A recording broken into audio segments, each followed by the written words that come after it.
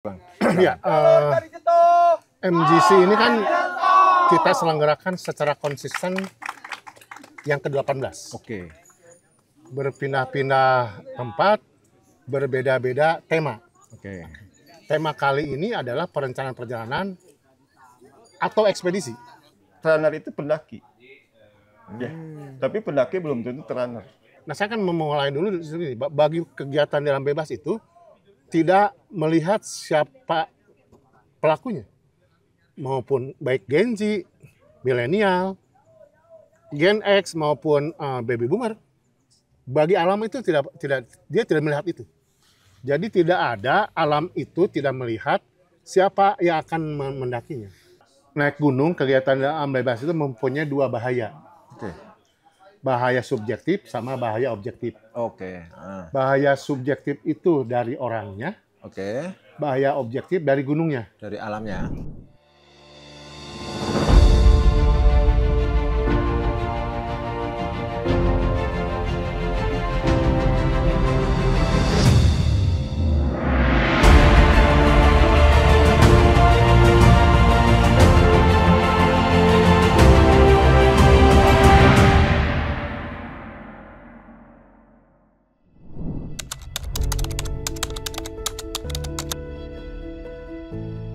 Ya, jadi kalau kami biasanya ngantar tamu-tamu TikTok itu ada timnya.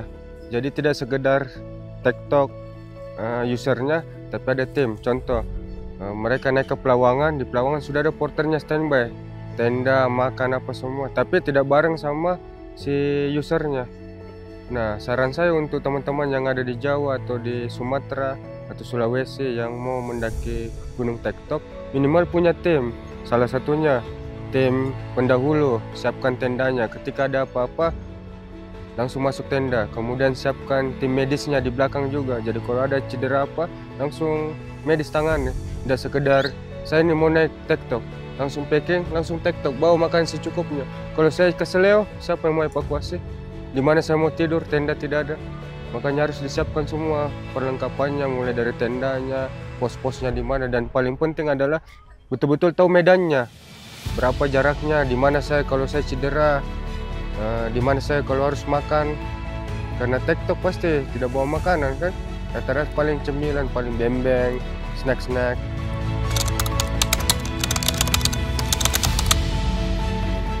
Ya, sebenarnya hampir mirip manajemennya, hanya personal waktunya dipersingkat. Tapi manajemen jangan dirubah, persiapan-persiapannya jangan dirubah, jangan sampai terjadi hal kayak keseleo atau tiba-tiba jatuh langsung patah. Kan butuh shelter perlindungan, tinggal kontak, alat komunikasi juga harus penting.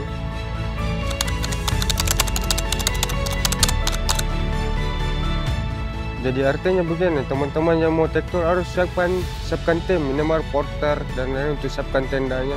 Jadi mereka yang mengeluarkan biaya lebih, bukan dibebankan sama teman-teman yang base camp. Kasihan dong, dia TikTok bayar tiket aja, kita harus siapin tendanya lagi semua kan.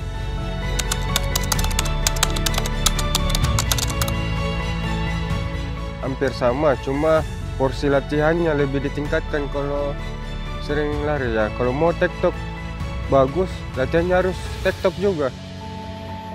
Kalau mau TikTok naik gunung terus latihannya jalan-jalan atau jalan-jalan di kota kan sudah beda. Harus memang lari fisik dan paling penting makanan bergizi. Yes, untuk penguat tulang, daging-daging.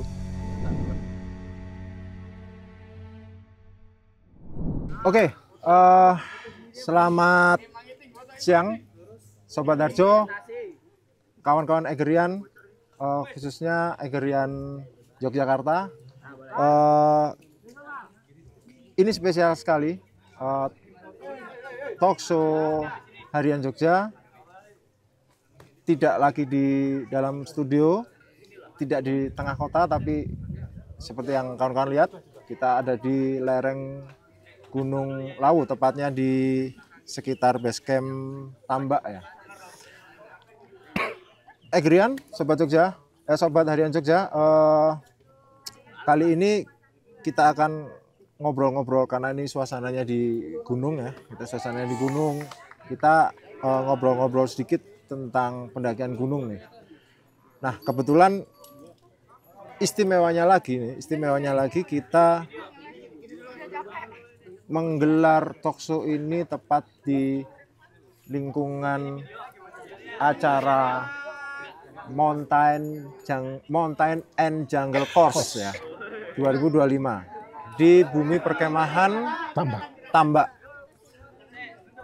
Di acara ini yang berlangsung sejak tanggal 22 Oktober yang lalu dan akan berakhir sampai 27 ya. 29. Sampai 29 Oktober itu acaranya beragam. Ada short course mengenai survival, ada short course mengenai short course dan simulasi mengenai P3K atau navigasi darat dan segala skill yang dibutuhkan oleh seorang pegiat alam bebas. Bersama kita Sobat Harian Jogja dan Egerian sudah hadir dua orang expert nih ya, yang praktisi lah. Tidak mau disebut expert. Jangan. Ya udahlah, bolehlah. Sebenarnya kalau saya pribadi Sobat Harjo menganggap mereka adalah expert lah. Tapi ya sudahlah, mereka minta praktisi saja. Praktisi dan pegiat alam bebas. Yang pertama Kang Galih. Ya, siap. Kang Galih ini sebagai Advisor Eger Adventure Sales Team di IS ya? Di Eger. Ya. Sebagai di IS-nya? Advisor. Ya. Oke, sebagai advisor dari IS ya? Ya.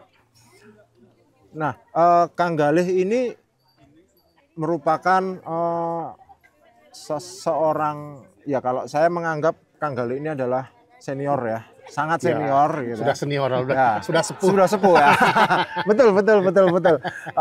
Tapi memang Kang Galih ini saya dulu ketika masih seumuran teman-teman ini Kang, itu banyak mendengar Kang Galih meskipun tidak pernah ketemu ya, karena Kang Galih ada di Bandung, saya ada di Surabaya gitu. Saya banyak belajar dari Kang Galih mengenai panjat tebing, mengenai pendakian gunung, meskipun pendakian gunungnya sedikit ya, tapi lebih banyak ke panjatnya. Karena beliau juga, Kang Galih juga ini ya, inisiator dari FPTI bukan? Bukan, kita lebih cenderung ke supportingnya ya. Oke. Nah, selain Kang Galih nih, istimewanya juga kita kedatangan seorang praktisi trail runner lebih tepatnya, Sobat. Trail runner, jadi yang biasa lari-lari di gunung tuh gitu ya. Yang orang-orang kurang kerjaan tuh, naik terus turun lagi tapi lari gitu. Kang Dadang. Kang Dadang ini beliau ini adalah yang saya kenal, beliau adalah seorang trail runner seperti yang aku bilang tadi ya, Sobat. Jadi Kang Dadang ini adalah trail runner, dia adalah seorang pegiat alam bebas, dia adalah seorang pelatih fisik terutama ya, karena beliau adalah lulusan Fakultas Pendidikan Olahraga dan Kesehatan IKIP Bandung. Kalau sekarang UPI ya, Universitas Pendidikan Indonesia. Universitas padahal IKIP. Bisa aja nih, ini guyonan orang Bandung nih. Ya, beliau juga tahun 93 kalau nggak salah ya Kang Dadang ya, lulusan alumni dari Wanadri ya? Atau masuknya 93 ya? 93. Masuk 93, kalau nggak salah waktu di angkatan, berarti angkatan Tapak Lembah. Kang Galih ini senior saya. Oh, berarti ini guru ketemu murid ya sekarang. Tapi sekarang udah ada guru murid ya? Sekarang udah nggak ada ya? Udah sama-sama sepuh ya? Jadi kalau Kang Galih mentornya beliau ya? Ya pada saat itu ya? Pendidikan dasar. Oke, tapi sekarang setara nih kayaknya. Ya. Sama-sama sudah meninggalkan dunia hitam. Waduh, sekarang dunia abu-abu. Sekarang dunia abu-abu ya. Oke, Sobat, dalam kita mumpung ada di lereng Gunung Lawu, seperti yang aku bilang tadi, kita akan banyak ngomongin soal aktivitas pendakian gunung ya. Khususnya ya Sobat Harjo dengar beberapa 1-2 tahun terakhir pendakian gunung, khususnya pendakian gunung yang naik terus turun atau yang biasa kita sebut TikTok ya. TikTok ini kan cukup populer sekali gitu. Ketika 4 sampai 5 tahun yang lalu itu pendakian gunung itu ya 2 hari, 3 hari. 3 hari 2 malam paling tidak ya. Atau 2 hari 1 malam. Minimal itu. Tapi beberapa tahun terakhir, 1 tahun lah ya, 1 tahun atau 1,5 tahun. Belum ada 2 tahun saya rasa. Naik gunung tanpa bawa carrier, tanpa bawa tenda, cukup bawa flashlight andalannya, sama roti gitu ya, roti sobek gitu ya, sama hydropack, terus muncak, summit, turun lagi. Itulah yang namanya Sobat Arjo, namanya TikTok. Jadi TikTok gitu ya. Nah, di sini kita akan banyak mengupas itu. Kita tidak ngomongin soal bagus atau tidaknya TikTok. Kita tidak ngomongin soal boleh atau benar atau salahnya TikTok, tapi kita ingin para pendaki TikTok ini juga banyak belajar dari 2 senior kita ini. Nanti kita akan ngobrolin banyak soal itu ya.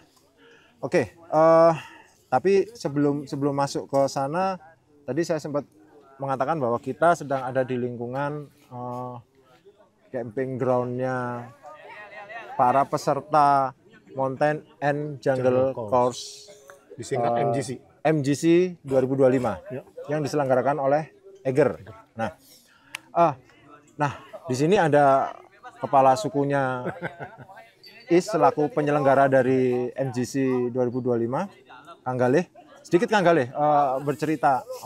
Saya tidak akan banyak bertanya mengenai apa itu MJC. MJC acaranya apa aja. Silakanlah dicek di media sosial, sudah banyak bertebaran. Nah, Kang Galih, dari materi-materi yang disampaikan mungkin nanti bisa dijelaskan sedikit materinya apa saja.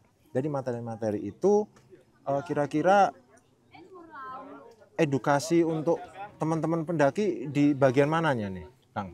Monggo, Kang. Iya, MGC ini kan kita selenggarakan secara konsisten yang ke-18. Oke. Berpindah-pindah tempat, berbeda-beda tema. Oke. Tema kali ini adalah perencanaan perjalanan atau ekspedisi. Oke. Sehingga pembekalan yang kita berikan ada online, ada offline. Oke. Online yang menghadirkan inspirasi-inspirasi para ekspeditor di Indonesia. Oke. Ekspeditor sungai waktu itu di Kroeng Kulet di Aceh, kemudian ekspedisi tebing di Kakumahu di Buru, ekspedisi layar Makassar Darwin dari teman-teman Korpala, ekspedisi Gunung Hutan teman-teman Polburu, terus dari kami sendiri ekspedisi di hutan tropis di Borneo sama 28 gunung. Oke. Itu online. Kemudian kita seleksi dari 350 peserta didapat 75 orang. Terdiri dari teman-teman yang ada di ujung Aceh sampai dengan Sulawesi Selatan. Kalimantan juga ada. Kemudian selebihnya Jawa, Bali, NTT. Kali ini selain tadi simulasinya adalah bagaimana membuat program latihan fisik untuk mereka yang mau berekspedisi. Oke. Nah, Kang Dadang ini yang kita hadirkan. Oke. Online maupun offline. Jadi di sini mereka simulasi membuat program latihan harian, mingguan, bahkan training center yang harus dilakukan. Yang kedua, navigasi di online sama offline. Jadi mereka kemarin simulasi dalam menentukan arah, lokasi kegiatan, menentukan posisi mereka ada di mana di dalam peta maupun di alam terbuka. Yang ketiga itu adalah medis. Oke. Bagaimana dia bisa menolong diri sendiri sebelum menolong orang lain. Jadi itulah yang kami lakukan di MGC 2025 ini. Oke. Nah, hari ini mereka melakukan pendakian di masing-masing jalur pendakian yang ada di Lawu. Mulai Ceto, Tambak, Cemoro Kandang, Cemoro Sewu, sampai Selolangu. Setelah mereka membuat proposal yang kita ajukan pada kami, kepada panitia. Jadi mereka pembekalan sudah selesai. Tadi malam mereka bikin proposal, diajukan, di audit lah gitu ya. Kemudian kita siapkan pendukungannya. Baik mereka mengajukan transportasi, silakan berhubungan dengan transportasi.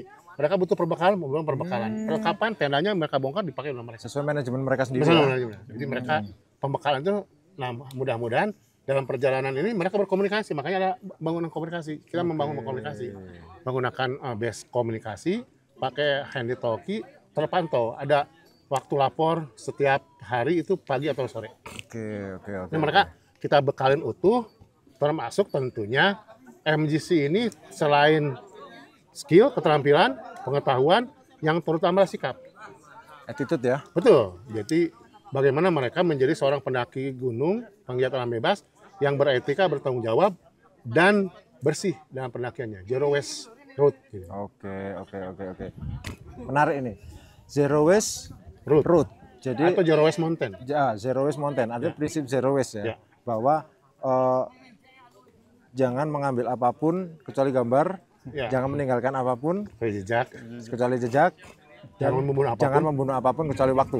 Oke. Itu benar-benar dipegang di sini ya. Ya, jadi kita juga Eger punya program Zero Waste Mountain di Gunung Kemandan, Gunung Buludarya, dan mereka juga kita minimalkan sampahnya. Kalaupun ada potensi sampah, dibaturkan kembali dan kita hitung.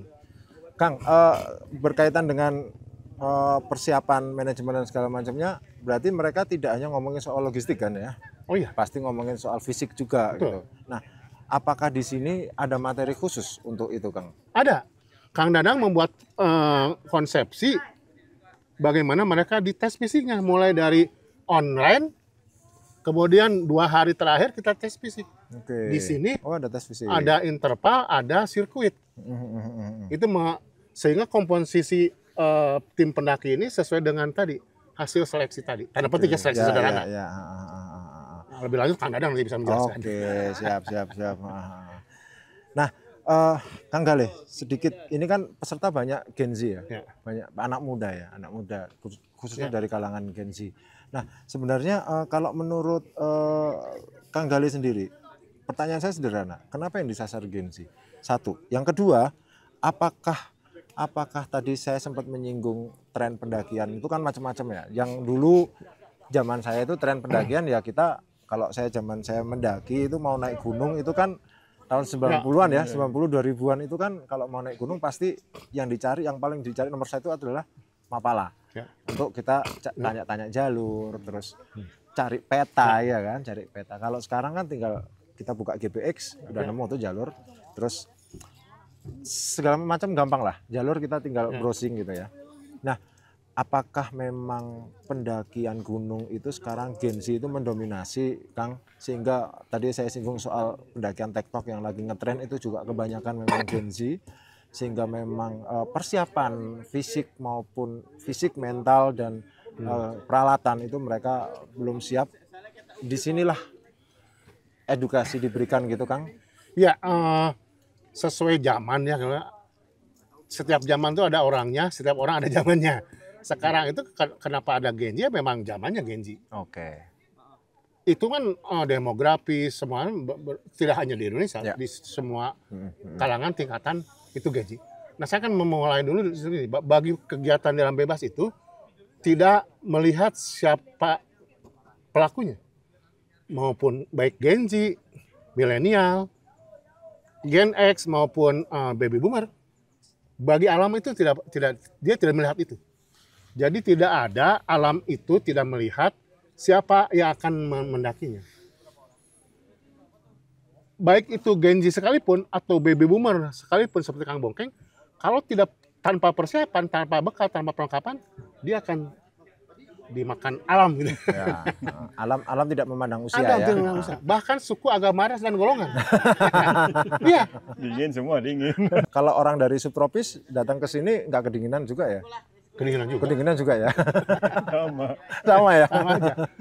Beda dinginnya. Di sana mah dingin es, kalau di sini dingin basah. Dingin basah. Dan itu mungkin mereka nggak biasa juga ya? Nggak biasa. Dengan aduh, ini kita udah ganti setting nih gitu ya. Kita ganti setting. Tadi kita di luar, sekarang kita di dalam, Sobat Darjo. Tadi Kang Galih, ini Kang Galih nih yang harus disalahkan nih. Tadi Kang Galih bilang ngomongin hujan-hujan. Oke, nggak apa-apa.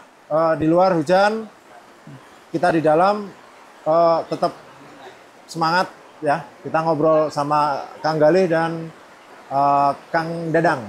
Nah, tadi kita sampai mana nih Kang Galih? Tentang Gen Z. Oke, tentang Gen Z ya. Jadi tadi Kang Gali sempat menyinggung bahwa alam tidak memandang siapapun itu ya.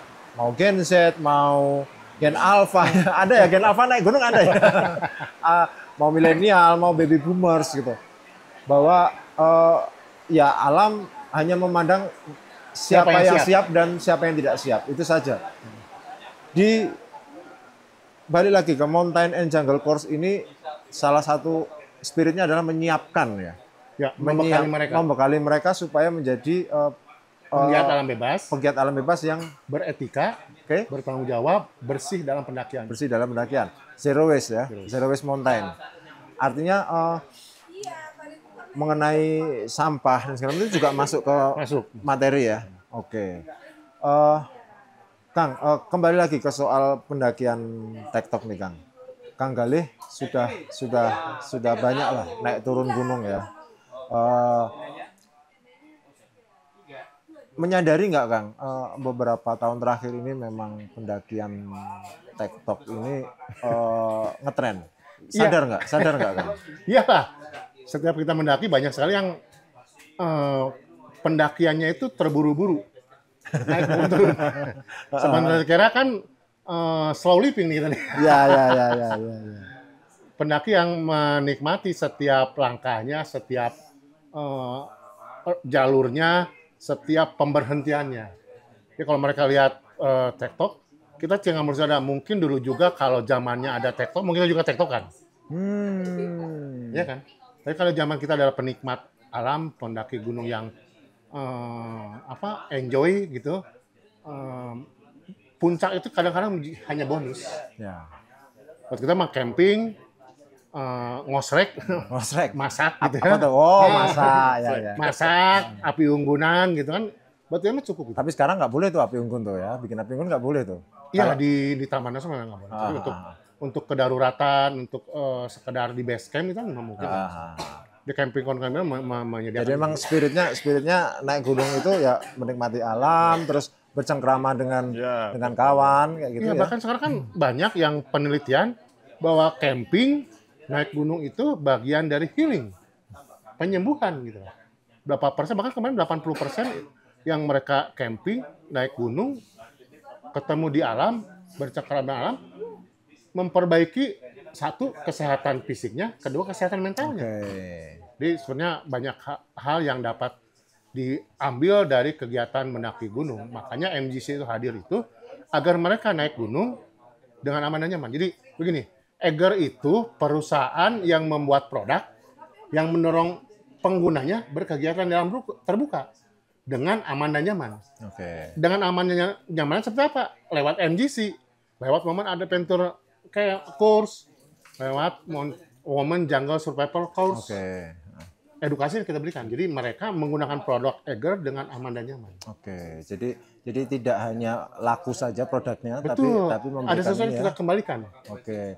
Dan konsep ini mungkin Mas terima kasih. Ya. Kita menerima pembelian produknya. Kita mengasih kepada pembeli produknya lewat pengusaha. Jadi terima kasih sobat. Saya baru tahu tuh. Ya. Jadi tidak hanya ngomongin soal produknya laku, tapi bagaimana pengguna produk Eger ini juga menggunakan produknya secara bertanggung jawab dan ya secara bertanggung jawab ya. Artinya baik itu terhadap manusia maupun alam ya. Oke, menarik sekali nih. Nah, kita coba beralih ke Kang Dadang nih, karena Kang Dadang yang kita kenal selama ini kan saya lah ya, saya mengenal Kang Dadang, saya tahu Kang Dadang, beliau sebagai seorang pelari. Saat ini. Dulunya pendaki. Dia membawa ekspedisi 5 perempuan usia 50 tahun ke 5 puncak di 5 benua. Tahun berapa Kang? Itu 2014. Sampai 2010. Berapa pendaki? Itu yang intinya ada 4 pendaki. 4 pendaki perempuan yang umur 50 tahun ke atas. Ke mana? Kalau di Rusia itu ke Elbrus, kalau di Eropa. Elbrus, Afrika. Kemudian kalau ke Asianya itu kita di Damavand, Iran. Kalau ke Afrikanya itu kita ke Kilimanjaro. 3 titik itu? 3 gunung itu ya? Iya, 3. Ada satu lagi ke mana? Yang di Amerika Seattle, Rainer. Oh, oke. Yang di Seattle ya? Ya, Kalau nggak Seattle. salah, di Terus Seattle satu itu. lagi ke yang di Itu Indonesia. semuanya target summit semua? Di perwakilan target, ada perwakilan dari tim itu perwakilan. nyampe ke puncak. Jadi tidak empat-empatnya ya? Tidak empat-empatnya. Dan kita banyak sekali yang ikut juga. Ada beberapa yang ikut gitu gabung-gabung dalam pendakian. Oh gitu. Jadi 4 Tapi orang. tim intinya ada kurang lebih 4-5 orang lah ya. 4-5 orang itu ya. Di usia 50 tahun. berarti Perempuan, ibu-ibu. mereka pendaki ya? Maksudnya memang pendaki. Latar belakangnya. Dulunya dia waktu muda pendaki gunung. Ketika dia sudah hidupnya anak-anaknya sudah mapan, anaknya segala macam, mereka reuni, mereka buat satu program pendakian. Oke, jadi terus ibaratnya meng-hire Kang Dadang gitu. Ya. Mengajak. Tim Karpet, Kartini Petualang. Wah, oh iya, namanya itu. Kartini Petualang. Kalau di media-media di online tinggal tim Oke, nanti kita cari ya, Sobat Terso. Jadi, tapi saya mengenal Kang Dadang memang baru ya, sebagai trail runner ya, sebagai pelari. Dan ternyata tadi di belakang ngobrol-ngobrol sama Kang Dadang, Kang Dadang alumni Wanadri juga. Gitu. Ya. Bukan alumni, anggota. Ya anggota, sorry. Anggota Wanadri juga gitu. Masuk tahun 93 ya Kang ya, 93. Nah, berarti memang kegiatan alam bebas itu sudah sangat melekat di kehidupan Kang Dadang. Nah, terkait dengan tema kita kali ini Kang Dadang, pendaki TikTok. Nah, Kang Dadang sebagai seorang pelari tentu nggak asing ya dengan istilah pendaki TikTok ini. Mungkin berbeda atau mungkin juga sama. Nanti Kang Dadang bisa jelaskan ke kami semua. Pendaki TikTok dan trail runner apakah sama sebenarnya? Apakah yang membedakan hanya yang satu lari, yang satu jalan, atau yang satu pakai hydropack, yang satu cukup bawa daypack, atau yang satu pakai sepatu trail run, yang satu pakai sepatu trekking? Apakah seperti apa gitu? Silakan Kang Dadang. Gini, antara sebenarnya yang tiktoker itu mungkin melihatnya awalnya ke para pelari trail runner itu. Awalnya mungkin seperti itu ya. Mereka melihat ada sesuatu yang bisa cepat naik ke gunung gitu sampai sekarang. Tapi mungkin dia tidak melihat persiapan yang dia lakukan. Sehingga ya kalau saya bilang ya para tiktoker itu harus dibandingkan dengan pendaki yang segala macam itu harus lebih siap, harus lebih siap dan sama seperti trail runner. Gitu kan? Artinya mereka harus berlatihnya pun harus menyesuaikan seperti para trail runner, harusnya seperti itu kan. Kalau saya bilang seperti itu ya, saya tidak melarang, tapi saya harapkan mereka mempunyai persiapan yang mendekati itu. Karena apa? Para tiktoker itu kalau terangnya mungkin dia latihannya lama ya. Dia akan bertahap dari gunung, mungkin dari bukit dulu dia latihan dan memang dia rutin gitu latihannya. Saya nggak tahu kalau tiktoker ini hanya terbawa arus, terbawa ngeliat, saya nggak tahu. Tapi yang penting bagi saya tidak melarang. Kalau tiktoker itu ya silakan sesuaikan dengan kemampuannya. Harus sadar kemampuan. Yang paling penting dia harus sadar kemampuan fisik dia melakukan itu. Jangan sampai ketika tiktoker dia tidak tahu medan, tidak tahu apa yang harus dilakukan gitu kan ketika terjadi sesuatu dan segala macam. Nah, betul para tiktoker itu harus punya manajemen yang lebih dibandingkan. Oh ya. Iya. Dibanding kalau terangnya kan kadang-kadang dia sudah terbiasa dengan siap dengan segala macam. Dan dia sudah terbiasa dengan makanan yang dia bawa, minuman yang dia bawa, perbekalan yang dia bawa, targetnya seperti apa gitu kan. Seperti itu. Jadi saya berharap tiktoker itu mungkin ya harus karena ibaratnya trail runner ini dia adalah kalangan pro ya. Ya artinya dia mempersiapkan secara profesional, secara kontinu mereka latihan. Sedangkan tiktoker ini kan seorang pendaki yang pengen menikmati gunung secara singkat ya. Oke, jadi masih kebawa cara berpikir ya naik gunung jalan aja gitu ya. Gitu. Kalau memang kemampuannya berjalan. Oke. Gitu. Kalau kemampuannya berjalan, ya harus ngitung waktu juga, harus ngitung perbekalan, segala macam manajemen itu harus lengkap. Karena kalau kita mau TikTok jalan atau TikTok kita lari itu persiapannya beda ya. Pada intinya pada intinya mereka harus tahu apa yang dia bawa. Oke. Baik bawa dalam sisi tubuh yang dia, kebugaran fisiknya, bawa yang dia bekal. Kan kita naik gunung itu seperti itu ya. Kita sangat tergantung apa yang kita bawa. Oke. Ya. Ya. Kalau dulu kan Mas naik gunung apa yang di ransel itu kan ya, Ya. dibawa Ya, gitu ya. kan ya. Kemudian apa yang kita bawa dalam tubuh kita, fisiknya apa segala macam. Intinya seperti itu. Saya tidak melarang tektoker silakan segala macam gitu kan, tapi dia harus sadar Kemampuannya seberapa ya, gitu ya. awareness dia lah, kekuatan kelebihan dia apa harus. Sehingga jangan sampai ya tadi merepotkan semua yang Ya, ada di mulai dari tim mau- SAR, ya, pengelola, lingkungan, teman-teman sendiri gunung segala gitu macam. Sekarang kan alat-alat sudah bagus, ada semua juga. Saya yakin Eiger juga menyiapkan itu semua. Saya yakin Eiger menyiapkan untuk 1 hari 2 hari perjalanan. Mungkin ke satu saat dia akan menyiapkan untuk 1 hari perjalanan, tapi ya itu kembali kepada pelakunya harus Oke. siap. Itu. Sebenarnya Kang Dadang, ini mungkin mumpung ada Kang Dadang di sini ya. Coba saya todong ini Kang Khalid. Ini pertanyaan lama sebenarnya. Dari saya pribadi dan teman-teman yang lain itu bahwa pendakian tektok atau kita bagi menjadi 3 lah ya. Trail runner, pendaki tektok atau tektoker, dan pendaki gunung trek medium lah ya istilahnya. Bukan trek panjang ya. Kalau trek panjang Klasik lah ya, adventure klasik. konvensional lah ya, konvensional lah ya. Kalau saya bilang tradisional kok konvensional lah ya. Gitu ya. Jadi ada 3. Kita ngomongin fisik dulu. Proses latihan fisik berbeda nggak? Beda. Gimana Kang? Bedanya gimana? Kalau seorang trainer itu akan mempersiapkan panjang. Karena dia trainer itu pendaki. Ya. Tapi pendaki belum tentu trainer. Oh gitu. Ya. Benar nggak? Ya. Hampir sama kan seperti itu. Ya. Tektoker juga sama. Tektoker itu pendaki juga kan gitu ya. Ya belum tentu juga dia Trainer. trainer. Oke. Gitu kan.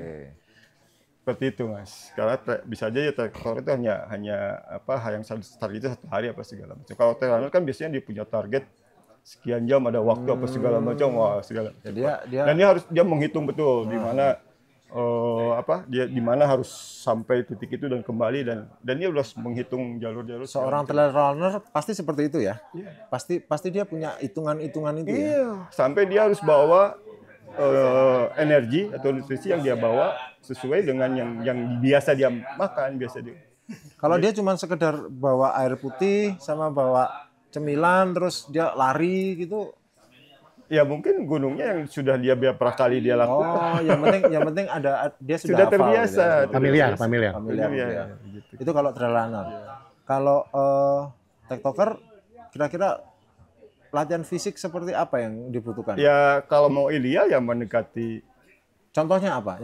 Yang ideal ya dia tahu bahwa dia punya kemampuan fisik apa segala macam. Dia harus tahu juga yang sekarang lagi rame grade tuh ya. Grading gunung kan ada grading. Nah, dia harus tahu juga gitu kan. Sehingga naik gunung ini perlu gitu kan. Saya sama Kang Gali lagi mencoba menyusun.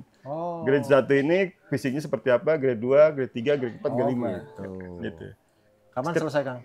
Ya mudah-mudahan Pulang dari sini lah. Pulang dari sini kita akan ngobrol. Tabelnya sudah ada, tinggal mengisinya. Masukin. Itu berarti pola latihannya nanti sampai pola gini, naik gunung misalnya grade 5 nih, yang Kartens, yang di Papua itu. Ya mungkin kondisi fisiknya harus di grade 5 juga. Oke. Gitu kan? Dan untuk menaikkan dari kondisi fisik grade 3 katakanlah ke grade 5 itu butuh waktu berapa bulan, berapa latihan. Saya lagi coba program latihannya. Sehingga yang tadi fenomena tektoker itu dia harus paham juga. Mungkin para tektoker itu salah satunya tidak paham juga, tidak tahu program latihan apa yang harus itu sebenarnya itu yang saya tanyakan dari tadi Kang. Sebenarnya khususnya bagi tektoker ya, itu program latihan apa yang harus mereka lakukan contohnya? Ya itu contohnya tergantung dia mau kemana dulu kan. Gunungnya ya. Gunungnya. Katakanlah Gunung Lawu misalnya. Gunung Lawu. Nah, misalnya. Ya Gunung Lawu dia mungkin di salah satunya dia harus punya tingkat kebugaran di level baik. dari cukup ke baik. Oke. Seperti oke. itu. Aha. Nah, Gunung Lawu itu yang punya karakter. Ya. Ketika hujan mungkin Gunung Lawu akan naik jadi karakter yang kita anggap grade 3 mungkin jadi 4. Oke, Kan gitu ya. oke. Aha, betul, Ketika betul. grade 3 seperti itu. Sehingga si fisik pun kita harus mengikuti ke grade naik. Itu pun setiap jalur punya Pasti punya. tingkat Nah, kesulitan itu sendiri ya. yang sedang saya pikirkan gitu. Saya coba diskusi sama Kang Gali, bisa jadi grade 1 ketika hujan akan jadi kedua kan seperti itu. Artinya gini Kang, sebenarnya nih ya, Kang Gali juga nanti bisa jawab. Sebenarnya naik gunung itu nggak gampang ya. Itu kan itu pertanyaan sederhana ya. Naik gunung itu sebenarnya apa bisa dibilang mendaki gunung itu menjadi semacam healing ya, semacam healing yang bisa dilakukan oleh siapapun, yang bisa dilakukan kapanpun. Kalau melihat penjelasan dari Kang Gali, dari Kang Dadang, kok susah ya naik gunung itu sebenarnya? Nggak segampang itu gitu. Iya, kalau mau naik gunungnya asal naik gunung ya biasa-biasa aja. Tapi kalau mau menikmati pendakian gunungnya ya harus persiapan. Sebetulnya gini, naik gunung kegiatan alam bebas itu mempunyai dua bahaya. Oke. Bahaya subjektif sama bahaya objektif. Oke. Bahaya subjektif itu dari orangnya, Oke. bahaya objektif dari gunungnya. Dari alamnya. Gunung itu berhubungan dengan kesulitan, ketinggiannya, cuacanya, jalurnya. Manusia berhubungan dengan kerumitan. Gunung mengandung bahaya, manusia mengundang bahaya. Oke. Kalau bahayanya itu bisa disamakan sehingga sejajar, harus dinaikkan level si rumitnya tadi. Harus latihan. Tingkat kesulitan Lawu 3, butuh fisik apa? Nah, kita yang rumit tadi itu harus menyesuaikan agar levelnya sejajar dengan tingkat kesulitan. Jadi fisik kita bahkan harus melebihi tingkat Harus lebih kesulitan. harusnya lebih. logikanya lebih. Biar nyaman. Biar nyaman. Biar nyaman. Nah, kemudian tadi kalau saya sih tag itu sebenarnya alamnya, tok manusianya. Oke. Jadi harus paham begitu ngomong tektok, lu lihat tagnya itu alamnya seperti apa, gunungnya di mana, ketinggian seperti apa, jalurnya seperti apa, tingkat elevasinya seperti apa. Toknya kita harus menyiapkan apa? Fisik, perlengkapan, perbekalan. Berarti kita yang harus menyesuaikan tagnya ya. Jangan dibalik ya. Jangan dibalik.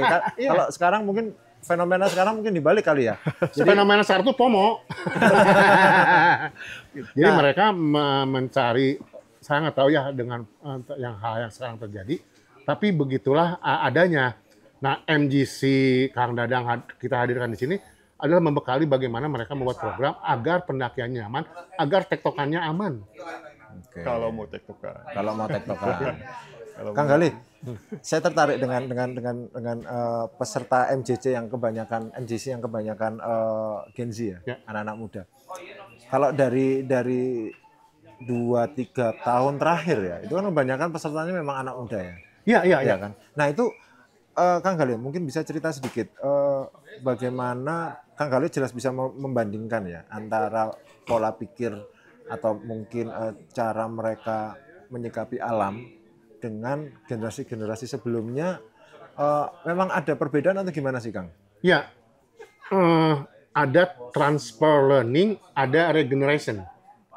Jadi organisasi yang yang baik kan berarti dia bisa membuat kader dari keseniorannya. Kami ini dilatih oleh senior-senior kami, sehingga ilmunya turun dengan baik. Oke. Bagaimana menyiapkan fisik, menyiapkan perlengkapan, menyusun perbekalan. Itu turun-temurun lewat pendidikan dasar. Oke. MGC juga sama. Pada MGC 2000, pada saat itu Genjet buat tahun 2000 ya. Genjet yang kita latih. Sekarang aja karena pengalaman zaman, mereka jadi Gen X. Gen X ya, Gen X. Milenial tahun 2020 itu baru milenial, 2018, 2015 itu milenial. Sekarang Gen Z. Memang kita mencarinya atau mereka yang masih muda agar mereka belajar dengan baik dan benar. Selagi muda.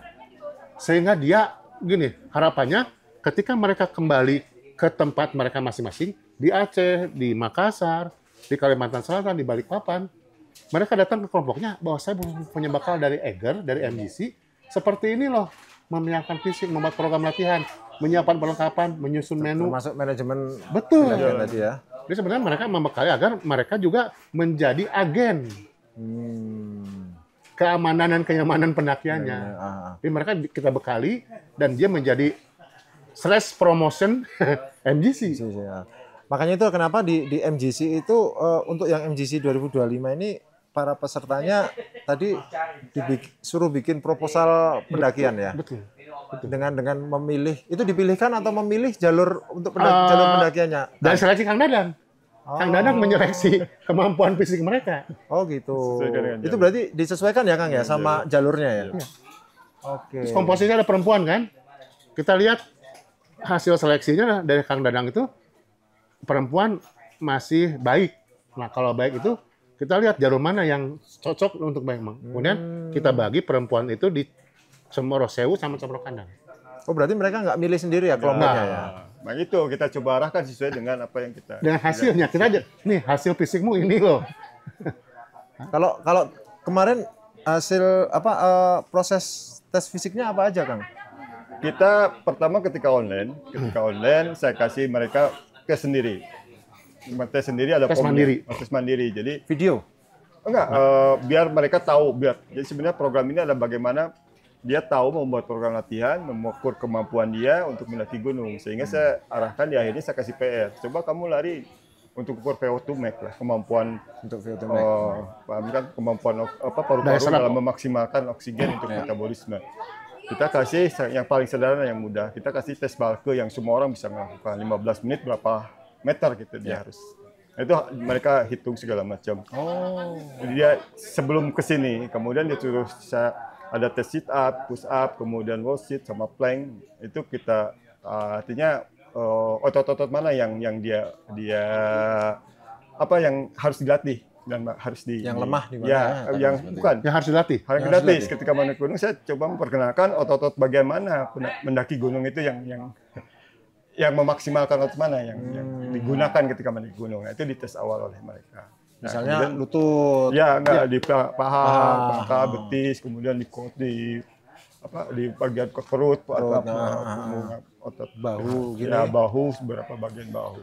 Itu berarti dicek semua ya. Ya jadi Kang Dadang punya list datanya tuh. Ada di bagian kesiswaan yang ada masuk itu, kemudian datang ke sini pun kita cek juga, kita tes juga. Untuk memvalidasi hasil mereka. Kejujuran mereka lah. Kita ada beberapa tes, lari ditanyakan apa segala macam. Nah, kita lihat, kita ukur waktu. Kang, apakah dengan begitu nanti akhirnya tergrading sendiri ya? Jalur-jalur ini yang untuk grading fisik segini, kamu di jalur ini gitu. Nah, kita simulasikan di sini. Jadi simulasinya di sini. Salah satunya di beberapa jalur yang memang tingkat kesulitan berbeda di gunung ini. Nah, ke depannya saya akan mencoba dengan Kang Galina kalau lagi berancang itu di gunungnya mana? Di gunungnya. Okay. Jadi ini bentuk laboratorium. Ini laboratorium kita mencoba juga kita untuk menarik itu kan. Ya, menerjemahkan itu semua gitu kan, sehingga ya tadi para tiktoker itu tahu bahwa kalau mendaki gunung ini ya dia harus punya kemampuan fisik di level mana. Jadi nggak asal berangkat ya. Betul. Ke panduan buat semuanya. Ke Kartens itu kalau Jawa itu harus punya level apa, jangan sampai hanya punya uang saja gitu. Oke, betul. Kang Gali. Berarti ini kembali lagi ke MGC ya. Berarti ini teman-teman setelah terbagi kelompok tadi terus mereka dibagi berdasarkan, kalau saya boleh bilang dibagi berdasarkan kesiapan ya, baik itu kesiapan hasil seleksi kondisi fisik ya terutama ya, kondisi fisik terutama. Nah, setelah mereka terkelompokkan seperti itu, berarti ada 4 kelompok ya? 5. 5 kelompok itu untuk mereka berangkat di jalur Singolangu, Tambak, kemudian Sewu, Cemoro Sewu, Kandang, Tambak, Ceto. sama Ceto. Oke. Nah, setelah itu mereka berarti tadi saya tertarik ketika Kang Gali cerita mereka bikin proposal segala macam. Jadi seolah-olah mereka itu mengajukan dana gitu ya? Iya. Mengajukan dana kebutuhan mereka untuk misalnya katakanlah mau naik gunung lewat jalur Tambak misalnya atau lewat jalur Ceto misalnya, itu berapa gitu? Iya, betul. Sebenarnya membekali mereka bagaimana ini hanya jalur kan, harus kan mereka ke gunung yang lain kan, gunung misalnya Gunung Raung, Gunung Argopuro kan sama aja.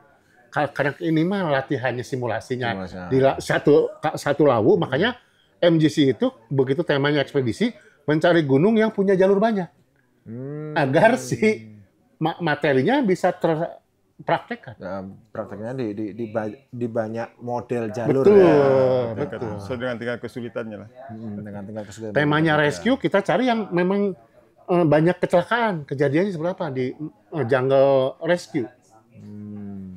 Kalau tahun ini temanya pendakian ya. Iya, ekspedisi. Ekspedisi ya, temanya ekspedisi ya. Makanya yang tahun kemarin Tahun kemarin itu Rinjani, lebih Di cenderung ke Rinjani. Bukan di ini ya, bukan di Merbabu. Merbabu 2 tahun yang Oh, lalu. 2 tahun yang lalu. Merbabu dulu ya. Ya. Merbabu dulu terus Rinjani ya. Rinjani itu ke pemanduan wisata gitu. Oh, ke guiding. Ya, guiding. Oke, jadi berdasarkan temanya ya. Ya, ya. Kalau ini temanya karena temanya ekspedisi, jadi cari gunung dengan jalur yang banyak. Betul. Mereka mempersiapkan. Ya, jadi manajemennya. kita pun bisa menjadi tadi laboratorium bagi kita bagaimana kita juga melihat persiapan mereka buat mereka. Persiapan mereka untuk bikin proposal di jalur gunung, seolah-olah jalur itu adalah gunung yang lain gitu. Oke, nah, Di simulasi. seolah-olah. Karena ini ya simulasi aja. Ya, ya. simulasi. Yang penting kan bagaimana cara Konsep, mereka memanage konsepsi konsepnya. metodenya. Karena kita juga menghadirkan manajer partnership community development Eger untuk memberikan pelajaran buat peserta karena dia yang menyeleksi proposal yang masuk ke Eger. Oh gitu. Ada 300 sampai ratusan proposal masuk ke Eger. Nah, apa kiatnya, tipsnya agar kalau mereka mengajukan proposal itu seperti apa agar dilirik sama sponsor gitu. Oke. Oh, jadi seperti itu ya. Tapi di luar spirit cari duit sponsorship itu ya lebih ke bagaimana memanajemen perjalanan kali ya. Dia tahu merancangan anggaran biaya pendakiannya. Oke, itu yang penting ya. Ya. Dan bagaimana langkah solusi untuk Betul, mengatasi betul. kekurangan biaya itu ya, Betul. gitu ya. Oke. Oke, karena waktu yang sudah cukup mepet, ini Kang Dadang juga harus bersiap-siap karena Kang Dadang harus menemani timnya ke Cemoro Kandang. Kandang. Cemoro Kandang. Kang Gali juga demikian harus menemani timnya Tambak. ke jalur Tambak. Jadi saya nggak boleh nih mengganggu mereka nih. Gitu. Sebenarnya pengen saya dan teman-teman ini ngobrol panjang gitu ya mengenai Iya, mengenai kalau mau pendaki sebenarnya pas penutupan ngobrolin bukan kami dengan mereka. dengan mereka. Sesuai dengan apa yang kita ucapkan mereka Oke, terima. apakah Validasi aja ya, gitu. Apakah mereka tertekan gitu ya? Jadi sebagai bahan evaluasi kita juga. Oke, nanti kita setelah mereka Tanggal 29. turun dari summit atau mungkin besok di summit kita bisa ngobrol boleh. dengan peserta Boleh. Bagaimana kesan-kesannya Apa yang mereka dapatkan dari dapat MGC ini. dari MGC 2025 ini apakah mereka merasa Mendapatkan seperti didiklat kali ya. Seperti didiklat atau gimana gitu.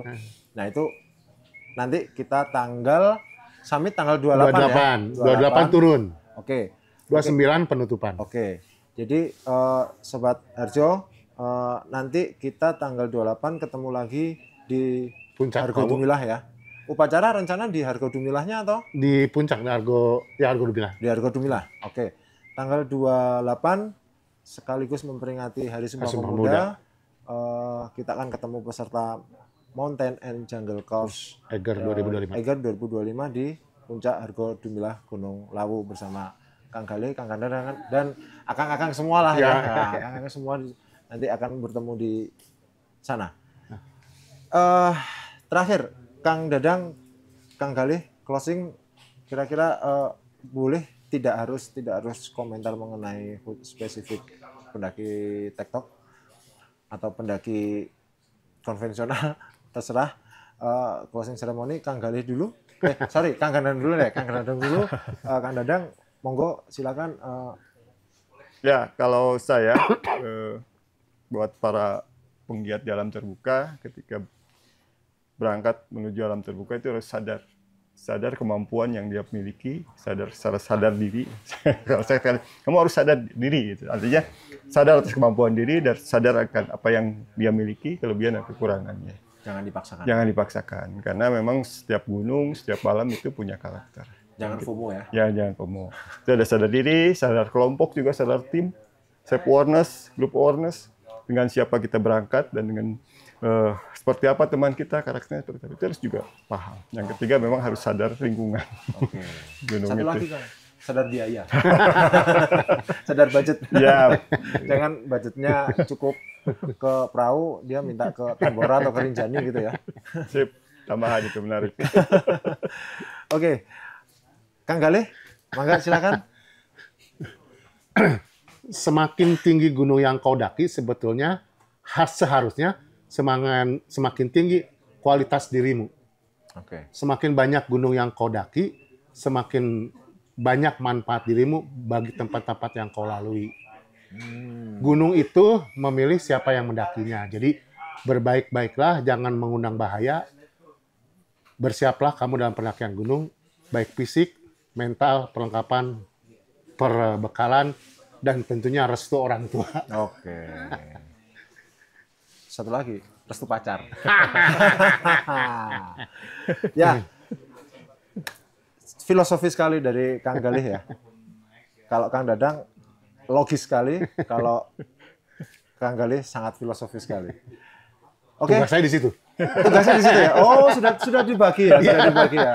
Satu melogikakan, satu memfilosofikan ya. Oke. Karena kedalaman itu juga yang tidak didapatkan oleh teman-teman sekarang, Mas.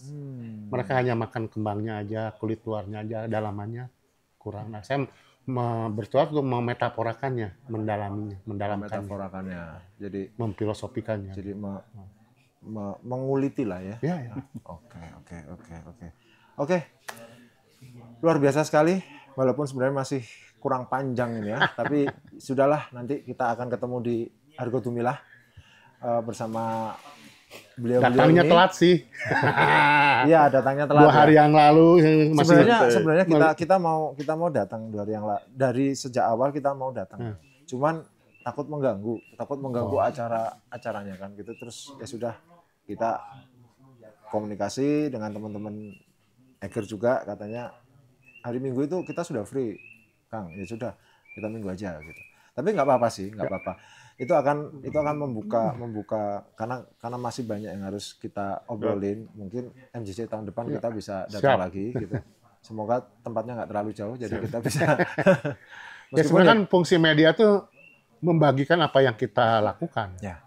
Jadi podcast ini saya harapkan juga menjadi bagian karya kita, cara berbagi kita kepada masyarakat yang gemar melakukan kegiatan di Lampung. Iya, betul. Jadi juga betul. Kalau datang awal-awal bagaimana Kang Dadang membuat program, membuat seleksi, bagaimana navigasi dari itu, saya kira kami yang notabene hanya ngomongin teknis tidak bisa untuk membuat layar seperti sekarang. Oke.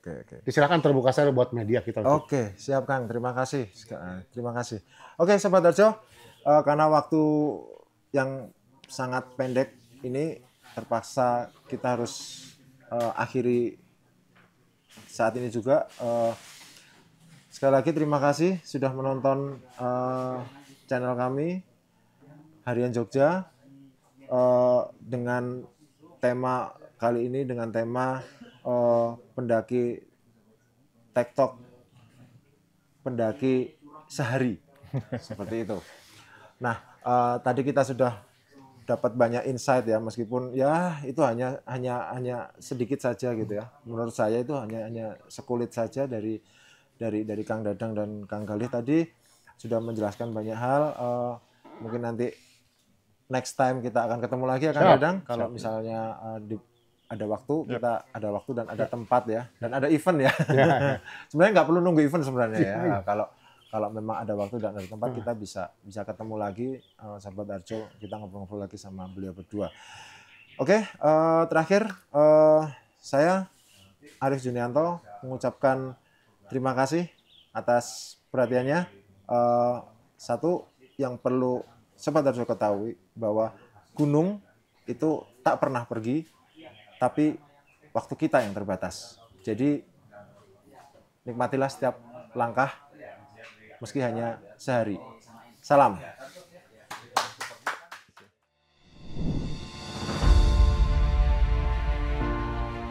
Oke, salah satu materi terpenting yang menurut saya butuhkan adalah materi navigasi. Karena selama ini saya naik gunung cuma naik aja, yang penting petanya jelas, yang penting tujuannya ke puncak gitu, terus balik aja. Tapi ternyata kita tuh harus memastikan keamanan kita di medan yang seperti apa, apakah di lembahan, di punggungan. Kita juga diajarkan untuk menentukan titik koordinat sehingga kita bisa laporan ke Basecamp, ke basecamp lain, sehingga kita juga bisa memastikan teman-teman kita itu dalam kondisi yang baik gitu. Jadi menurut saya navigasi dan juga komunikasi radio itu penting banget untuk pendaki gunung di era sekarang, karena rata-rata kan ini pesertanya Gen Z ya. Dulu mungkin belum kenal radio, terus kemudian sekarang dikenalkan. Navigasi juga mungkin yang dapat hanya anak-anak Mapala, tapi MGC ini terbuka tidak hanya untuk anak-anak yang ada di Mapala, jadi semua sama bisa menikmati dan mendapatkan ilmu yang sama gitu.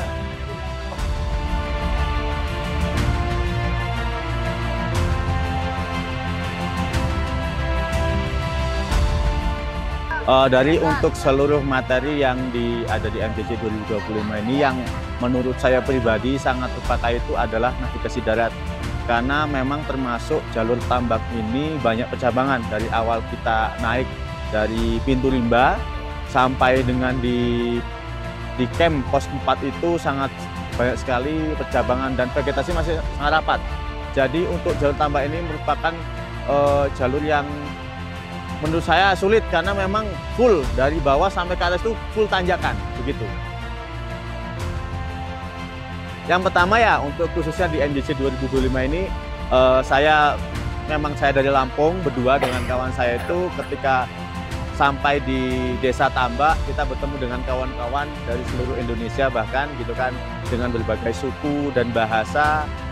Salah satunya ya kita menambah pengalaman baru terhadap teman-teman gitu. Dan untuk khususnya di jalur pendakian, kayak gimana ya, banyak sekali lah cerita-cerita yang teman-teman tuh salurkan kepada saya begitu ya, baik cerita pribadi ataupun yang lainnya begitu.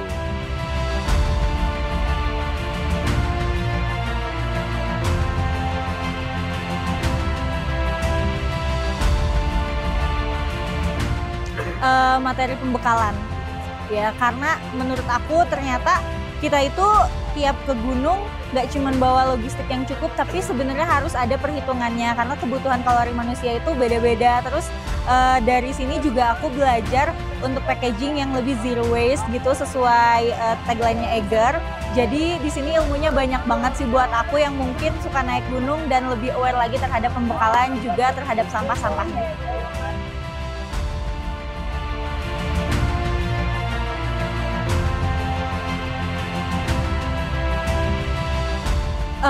Ini benar-benar sangat memorable sih buat aku, karena benar-benar teman-teman dari daerah lain, provinsi lain dengan adat dan budaya juga bahasa yang berbeda saling diketemukan. Jadi menurut aku tuh jadi lebih banyak tahu gitu tentang daerah-daerah lain, dan bikin aku ingin lebih banyak eksplor lagi Indonesia.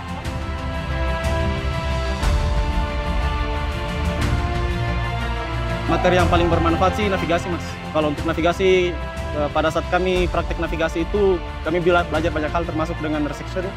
Resection itu kami mempelajari bagaimana kami bisa menentukan letak kami dalam peta dan juga di jalur yang sebenarnya.